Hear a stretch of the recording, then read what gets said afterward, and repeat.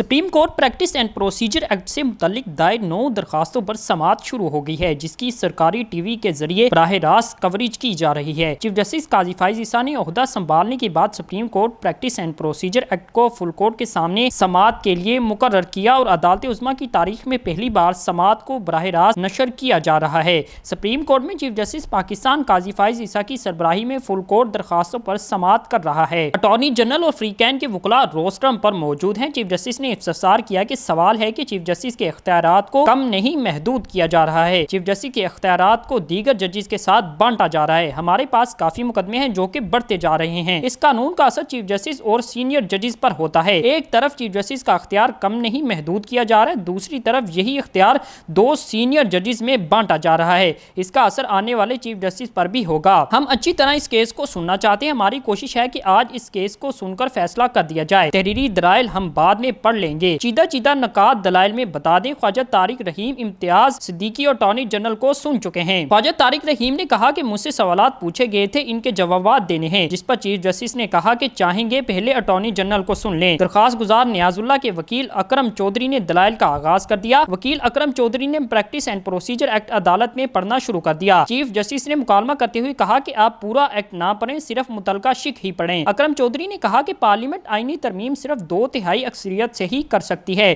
اس قانون کو خاص وجہ سے بنایا گیا ہے۔ Supreme court practice and procedure act کو مخصوص شخص کے لیے بنایا گیا۔ ایکٹ کے سیکشن 3 میں 184(3) کے کیسز کے لیے ججز کمیٹی بنائی گئی ہے۔ Supreme court practice and procedure act کا سیکشن 5 نظر ثانی میں اپیل سے متعلق ہے۔ آرٹیکل 184(3) میں ترمیم کے لیے 2/3 اکثریت درکار تھی۔ پارلیمنٹ سادہ اکثریت سے آئین کے آرٹیکل نہیں بدل سکتی، لہٰذا یہ شق بھی آئین سے متصادم ہے۔ وکیل اکرم چودھری نے عدالت میں پریکٹس اینڈ پروسیجر ایکٹ سے متعلق خبر پڑھ دی۔ چیف جسٹس نے مکالمہ کرتے ہوئے کہا کہ آپ اپنے دلائل خبروں کی بنیاد پر دے رہے ہیں، آپ سینئر وکیل ہیں، کیا آپ خبروں کی بنیاد پر دلائل دیں گے؟ آپ قوم کے نمائندے نہیں، درخواست گزار کے وکیل ہیں۔ جب یہ ایکٹ منظور ہوا، اس وقت کی پارلیمنٹ کی صورتحال دیکھنا بھی ضروری ہے۔ پارلیمنٹ میں کی گئی باتوں کو لائیو رپورٹ بھی کیا گیا۔ چیف جسٹس نے پھر ریمارکس دیے کہ کیا آپ اپنے دلائل اخباری خبروں کی بنیاد پر دیں گے؟ وکیل نے کہا کہ ہمارے پاس پارلیمنٹ کی کارروائی کا ریکارڈ نہیں ہے۔ چیف جسٹس نے استفسار کیا کہ آپ نے اسپیکر کو تحریری طور پر کارروائی کے ریکارڈ کے لیے درخواست کی۔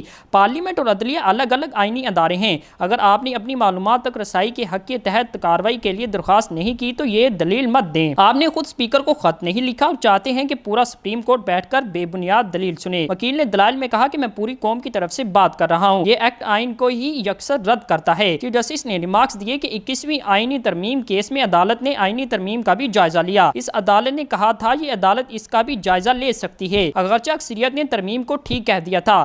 آپ یہ کہنا شاید ٹھیک نہ ہو کہ آئینی ترمیم سے ہو جاتا تو ٹھیک تھا۔ جب آپ عدالت کی آزادی کی بات کرتے ہیں تو کیا یہ آزادی از خود نایاب چیز ہے یا یہ لوگوں کے لیے ہوتی ہے؟ عدالت کی آزادی صرف اس کے اپنے لیے ہے کہ اس کا ہر صورت دفاع کرنا ہے۔ عدالت کی آزادی لوگوں کے لیے نہیں ہے، اس بات پر روشنی ڈالیں۔ اکرام چودھری نے کہا کہ آرٹیکل 7 ریاست کی تعریف واضح کرتا ہے، عدلیہ اس میں شامل نہیں ہے۔ چیف جسٹس نے استفسار کیا کہ کل پارلیمان کہے بیواؤں کے مقدمات کو ترجیح دے تو کیا یہ عدلیہ میں مداخلت ہوگی؟ قانون سازی سے اگر لوگوں کو انصاف دینے کا راستہ ہموار اور دشوار کر رہی ہے تو یہ بتائیں کیا ہماری آزادی خود ہی کافی ہے یا اس کا تعلق کسی اور سے بھی ہے؟ جسٹس منیب اختر نے ریمارکس دیے کہ کیس میں سوال اچھے یا برے قانون کا نہیں ہے، سوال پارلیمان کی اس قانون کو بنانے کی اہلیت کا ہے۔ جسٹس محمد علی مظہر نے ریمارکس دیے کہ 1973 کے آئین کے تحت بتائیں کہ کہاں قانون سازی کا اختیار کم ہوتا ہے۔ پارلیمان کے اختیارات کا آئین سے ہی بتایا جانا ہے، غیر قانونی یا غیر آئینی تو آئین کی شقوں سے ہی بتایا جائے گا۔ چیف جسٹس نے مکالمہ کرتے ہوئے کہا کہ آپ کو پورا دن سننا چاہتے ہیں لیکن اتنی مہلت نہیں، آپ نے 45 منٹ میں دلائل دیے ہیں۔